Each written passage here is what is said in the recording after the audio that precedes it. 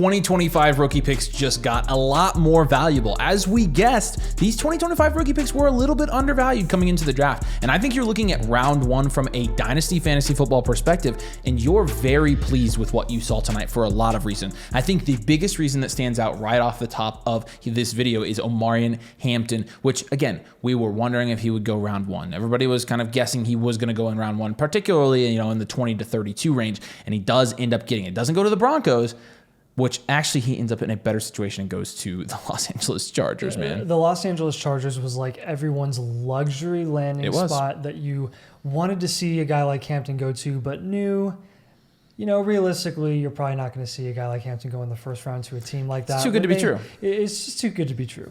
And then he actually ends up going there. I mean, at this point, I think with the number of mocks that we were able to do immediately after the first round of the draft, he's consensus 102. I think in everyone's eyes, realistically, once people put their money where their mouth's at too, I don't think you can rationalize taking anyone else other than this guy at the 102. People were toying with the idea of Travis Hunter when they thought that he was going to go 102 to Cleveland and be an exclusive wide receiver. Now he has to compete with BTJ, which we'll touch on later in this video. But at this point, with the fact that Greg Roman is running that offense, how they're going to run the ball. Najee Harris really not going to be a long-term factor there. He's a one-year rental on a $5 million deal. He will play second fiddle and maybe get a few carries here and there, but Hampton is a long-term option ultimately. And I mean, from blowing us away at the combine, his measurables being unbelievable, to analytically checking every single box, to being in that green tier, that coveted green tier in the bakery. Yeah. Everything you want in a running back Omarion Hampton offers, and now he's in a Greg Roman offense with Justin Herbert throwing the ball and Jim Harbaugh as his head coach. This is what you wanted to see. And I want to circle back to one thing you said about Omarion Hampton, because we did have some people, talking about, okay, but Najee Harris is there.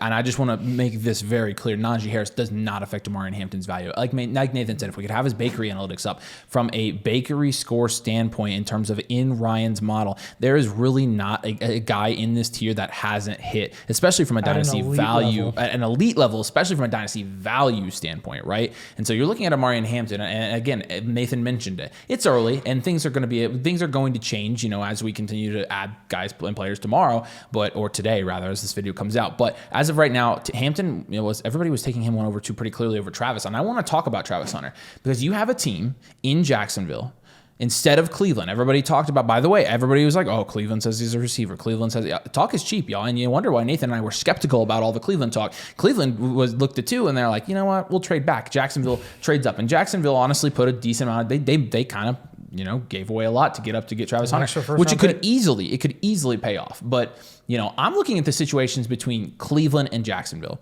And, in Cleveland, yes, they were talking, we were really elevating Travis Hunter because the Cleveland GM said that they view him as a wide receiver. I mean, I think Jacksonville has every intention of letting him play both sides of the ball. And situationally, I'm looking at Jacksonville. Jacksonville has a quarterback. Cleveland does not. If you're talking about from a dynasty standpoint, if you expect Travis Hunter to produce from a wide receiver standpoint, this is a better situation for him. And so just because there's now uncertainty about, he didn't go to Cleveland, where Cleveland was explicitly stating that they would play well, evidently everything that Cleveland was saying was not necessarily to be taken to heart because they didn't even pick Travis Hunter. But what's interesting to me is you now see, and we saw in these drafts, Travis Hunter's getting to the 4, 5, 6 range now. And honestly, I don't know about you, but I think there's just as good a chance that he plays wide receiver in Jacksonville as there was when he was going anywhere else. Yeah, I think this is one where we're finally going to put our foot down now that we know what the landing spot is and what the situation looks like. You're going to have value rankings. You're going to have market value rankings for where Tet and Hunter are going to go in your rookie drafts. And that's separate from what our personal rankings are going to be. Tet and Hunter, in our eyes, should be viewed in the same tier. 100%. What did we expect from Travis Hunter? Second overall draft capital investment from the Jacksonville Jaguars, who paid an additional first to go up there and get him. I mean, from an investment perspective, this is better than what you would have wanted. This is better than what you would have thought if someone just stuck and picked. Yeah. Travis Hunter is going to get so much usage and so much opportunity on the offensive and probably defensive side of the ball. BTJ and Travis Hunter are probably going to play off of each other very well.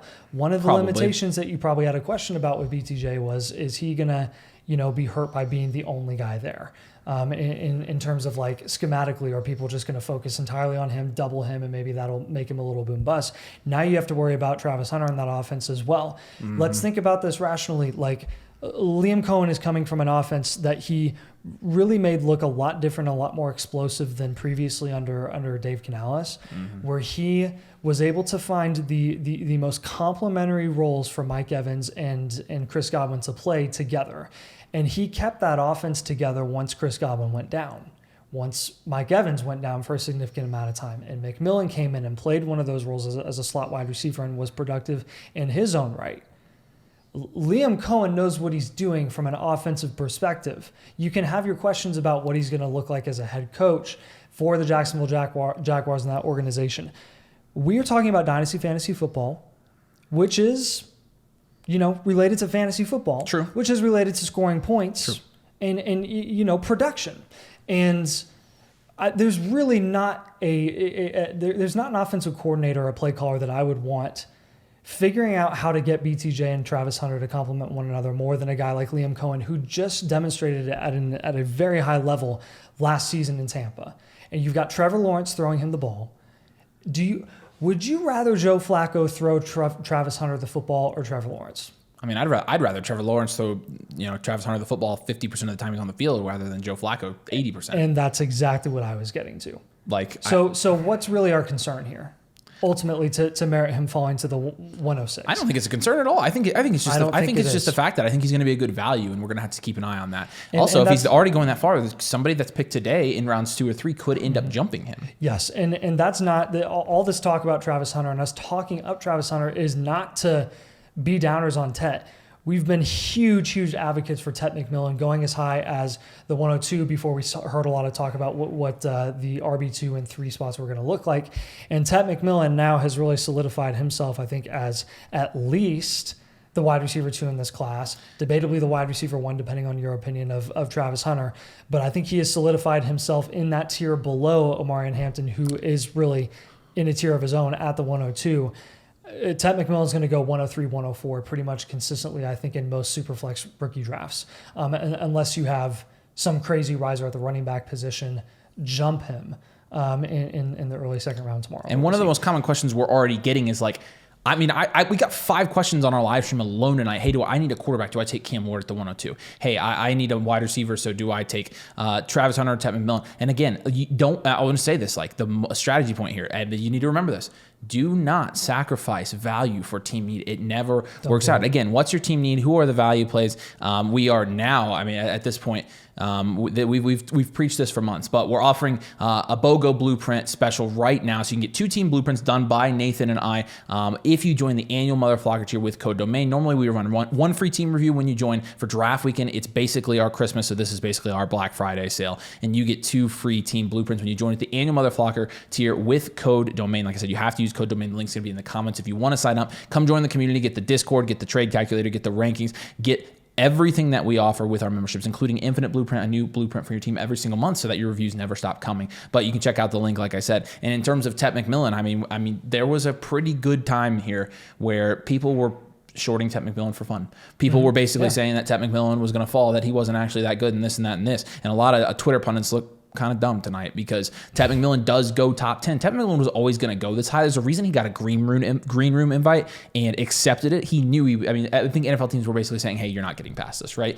And so it ends up being the Panthers. And a lot of people, I think, are going to look at the Panthers and say this is not an optimal landing spot for Tet McMillan. And of course, anytime you have a receiver going in the top 10 picks of the NFL draft, odds are the teams that's picking them, it's not a great situation, right? You don't get in the top 10 of the NFL draft if you have an amazing quarterback most of the time. In the case of the Carolina Panthers, Bryce Young obviously looked much better last year, right? I think he made strides as a quarterback. You saw him kind of come on. We believe in Dave Canales' ability to bring him along from a progression standpoint, from a development standpoint, but at the same time, I mean, you saw a fantasy productive asset last year. It's really 2. Adam Thielen, when he was obviously on the field, has been productive there for the last 2 years. But then Jalen Coker, even when he was healthy. I mean, this is a wide receiver room that is wide open. You're talking about Tet McMillan. He could have potentially gone to the Cowboys where he would have been the wide receiver too, right? There are a number of different spots in that range he could have gone, and you would have had questions about the volume. And in my opinion, him going to the Panthers, you are not going to have questions about his volume. No. We talk about the expectations for Tet in year 1, and we're talking about where he's ranked in Dynasty as well. I think Nathan said about the lad range. So like in the Ladd, Marv, AJ Brown range. Right there with Ladd. That's where you're looking at him being ranked right now in Dynasty. And so Ted McMillan right now, I mean, look, I think people are taking him 103 more than Hunter, but I think we can all agree that these guys are in the same value tier. And, even if people want to say, okay, I want Ted McMillan over Travis Hunter, I don't think it's a bad take. I think these guys at the very least should be flip-flopped. And I think we're very high on the situation for Ted McMillan. This was, in my opinion, him getting top 10 draft capital is fantastic. Yeah, and then you flip over to the other position of tight ends where you kind of have another dichotomy that you have to sort through. This is interesting. And work out, and that is Colson Loveland and Tyler Warren, two tight ends that in this class we knew pretty much without a shadow of a doubt were going to be going in the first round. And they did not disappoint. Not only did they go in the first round, they went early first round. Yeah. Colson Loveland actually ends up going over Tyler Warren to the Chicago Bears. And I'll tell you what, that I think was, to me, Egbuka will be the shocker for a lot of people. To me, Loveland not only going to the Chicago Bears, going that early yeah. and over Tyler Warren was the shocker of the night for me.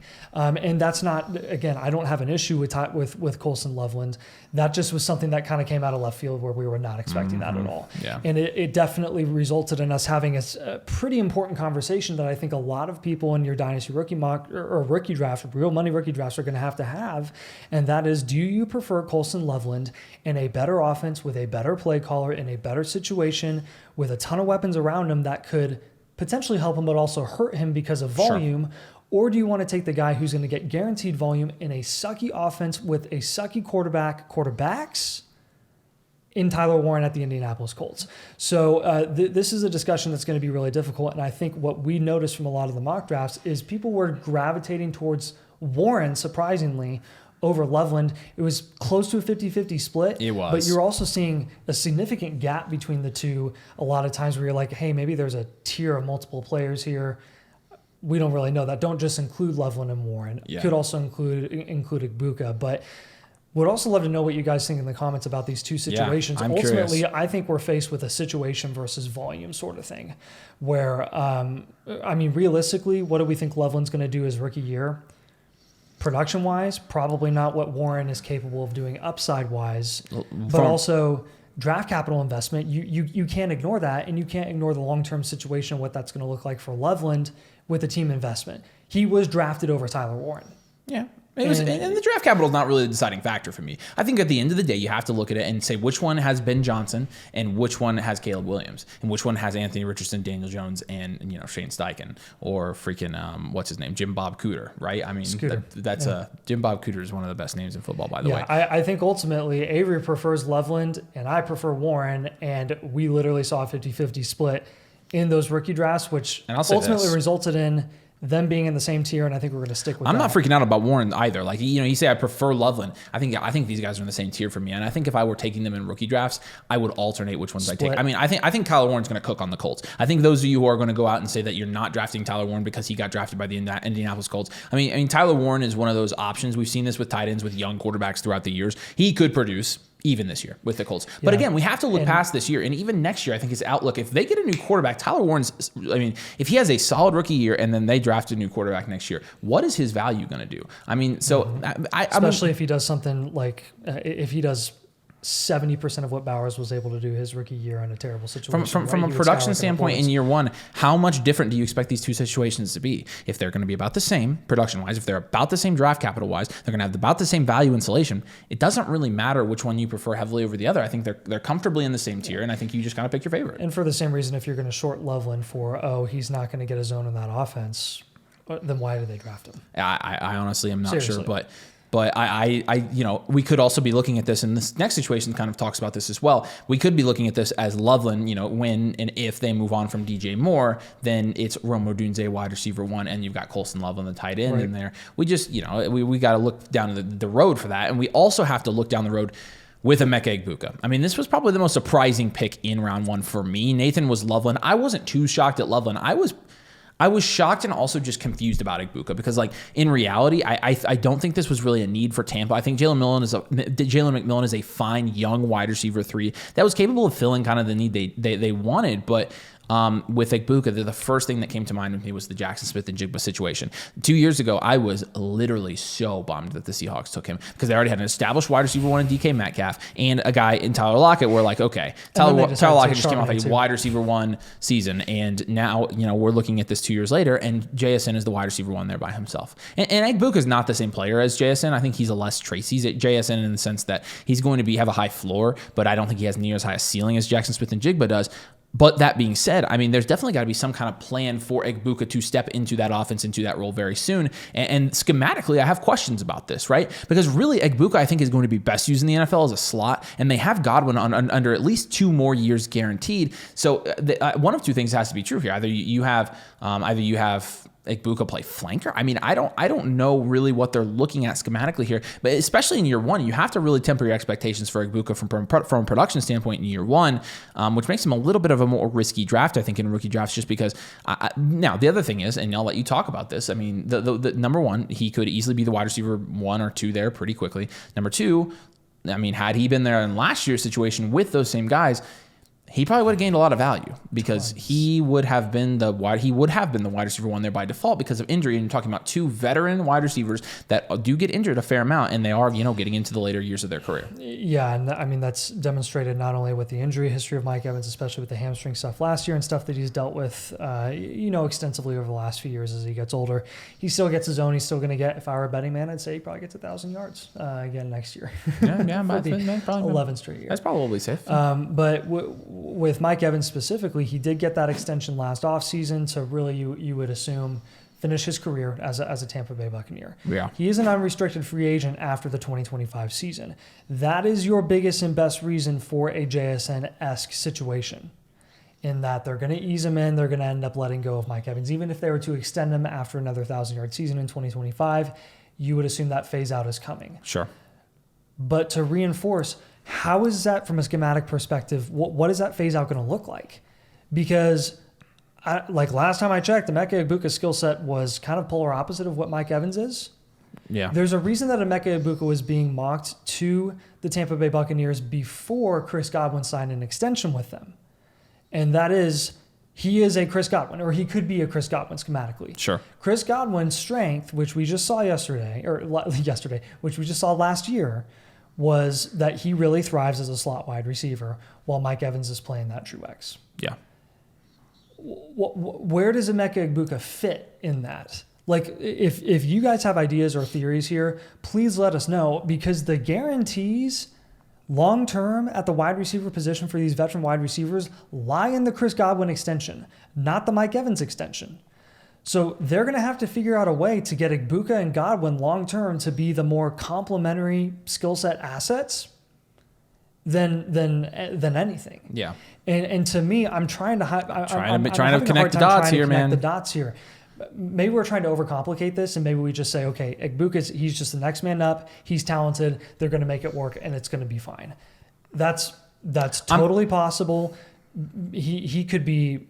I mean, he could be way more versatile than we ever gave him credit for, because he is coming from an Ohio State offense where they're crowded wide receiver rooms all the time, and he was just locked into being what they knew he was good at as a slot wide receiver while Jeremiah Smith is balling out. Off the top of my head, I mean, I will tell you this, like, just straight up, I'm not afraid to draft Egbuka at the end of the first. I will be taking some Egbuka. And the reason is, I think something that I've kind of taken away from my years, not only evaluating Dynasty, but playing Dynasty, is talent and draft capital transcend. Is that most of the time, that is, as a general rule, that's a good principle to kind of lean back on. But I think the few times where we've looked at a situation, especially first round talents for skill positions, like in Dynasty, where we've looked at a situation and been like, okay, this player is going into a situation where they're going to have a lot of competition and their future is very murky. I feel like most of the times what ends up happening is those players end up producing within a year and a half. And because of that, I would be willing to say that I think Egbuka is going to produce within a year and a half, if not in year one. I mean, it's definitely not out of the picture that Egbuka produces this year. It's definitely not out of the picture that he comes on the field with Mike Evans and Godwin. I mean, you just saw that with a third-round pick in McMillan. Would you be completely floored if he came out there and was a wide receiver 3 in fantasy this year? I definitely wouldn't. With this, his skill set, I mean, again, they have to use him, right? And again, yes, if that happens, you're talking about Chris Godwin taking a step back. It was a confusing pick, but I'm also going to say this. I'm confidently not scared to take Emeka Egbuka because, again, every time we look at situations, we say the situation's not good immediately because of the amount of people in front of them at that position on the depth chart. Most of the time, it ends up working out. And I'll go back and fact check myself on that. But talk about a dream for Baker Mayfield, dude. Baker's going to cook. Baker's going to cook. Baker has been a great value in Dynasty, and I think if you bought him before the draft, he's going to be even better. Let's pivot to Matthew Golden. I honestly think this is one of the more underrated storylines of the first round of the draft. Yep. And there are really two sides to this. The dichotomy here is that Matthew Golden didn't get that top 15 draft capital that some people were talking about. And when you, as a wide receiver, get that top 15 draft capital, that really does set you apart from some of your counterparts at the wide receiver position. Going, was it 26th, I think, to the Packers. So going late first, I mean, you really do see a lot of wide receivers go in that range that don't hit. And so you're talking about a pretty significant difference in the hit rates based on where wide receivers are drafted, and he tends to go, he goes here in the late at first. But you're talking about it from a situational standpoint. I don't think this could be much better for Matthew Golden, and I'll tell you the reasons why I think. Number one, he goes to a team with an established quarterback that is going to be able to support him from a fantasy production standpoint. Number two, he goes to a team with no clear established wide receiver one, and I think he probably is the wide receiver one from day one in Green Bay. Number three, he goes to a team that has established culture and head coach, which I think is huge, and a lot of times those first-round wide receiver talents don't go to teams like that. And so I think all of that being said, I think this could end up being a really favorable spot for Matthew Golden. And I can already see, and again, these are just post mocks, rookie drafts, but this is without the running backs. I mean, I could see him going 109 to 112. And I think at that point, like, even though, and you can go back and watch the video, we stand by everything we said about Golden because we were breaking down his analytical profile, basically saying it would be hard for us to draft him. It's all about value. And at this point, I think he might end up being a value in rookie drafts. I think this is a very good situation. And again, even though we are analytics guys, we acknowledge that the situation sometimes can skew analytics. And at the end of the day, Matthew Golden popped on film. The NFL saw the same thing in a very good organization, in my opinion. Even though everybody hates Gutekunst, like I get that. But at the end of the day, they've done a good job drafting, not maybe receivers, but so maybe that does give me a little pause there. Role player. But well, yeah, definitely that. But I honestly feel pretty good about Matthew Golden. If he does go in the late first, early second, I'm going to be taking him there all day. We have him ranked pretty aggressively as it stands right now. So yeah, no, for sure. And the one thing that I would definitely be careful of is treating Matthew Golden as a first round wide receiver the same way that you're treating like a Ted McMillan, for example. And they don't belong like even near the same tier. And that is why you're going to see a guy like Matthew Golden, who even though he's going in the first round, could end up being a very good value if he is falling to like as far as the very late first round because of these running backs that we're going to see go day two. So keep that in mind. You're going to have so many running backs off the board. So many guys that are going to be big names with big landing spots at the running back position. The dynasty community, the dynasty landscape is thirsty for running back value right now, and some of these other prospects can fall through the cracks. If Matthew Golden falls through the cracks, he's a guy that we will eventually be willing to take a shot on at a certain price. Yeah, and we talked about most of these guys. We'll touch on a couple of these other guys as well. Jackson Dart, they're already rolling out with, okay, Russell Wilson's the quarterback one. Okay, whatever. Jackson Dart at the end of the first, early second is going to be a fine value. Again, we talk about the hit rates. Not great for quarterbacks at the end of the first round either. However, in Superflex leagues, I think you're definitely... How many quarterbacks go at the end of the first round? They don't. It's super rare. They don't. It's just not a good enough sample size to know who's going to hit and who's not. Cam Ward, obviously, I think he's going to end up being 104, 105 still, it looks like. And that's in a Superflex league like that, it's a very safe high floor pick in my opinion. And then the other guy we didn't talk about here, who was the other guy we didn't talk? Oh, Jeanty, of course. Yeah, and Jeanty gets the top 10 draft capital. He went where all the volume. He was go. It is perfect for Jeanty. He's the 101 in Dynasty Fantasy Football. And so we're going to be ranking these rookies here very soon after day 3 of the draft. We're going to be releasing mock drafts. We got live rookie drafts. We're going to have bakery scores for you, all kinds of content. So make sure you drop a like. Make sure you subscribe. We're trying to hit 25,000 subscribers, and you can help us do that. And again, check out the link in the comments if you want to come join the community, get the exclusive Discord, get all the access to all of our site tools, including our rookie draft guide, which is going to be updated, our entire rookie draft toolkit. And you also get, again, if you sign up, 2 free blueprints with any annual Motherflocker tier with code domain. Expires here very soon, so make sure you take advantage of that. But we appreciate you guys watching. We are very excited. We will see you tonight at 6:30 p.m. Eastern time. We are ready, and we are ready to jump back in for a live stream. Last night was our biggest stream ever, so we had a lot of fun. So we appreciate you guys. Thanks for watching, and we'll see you later.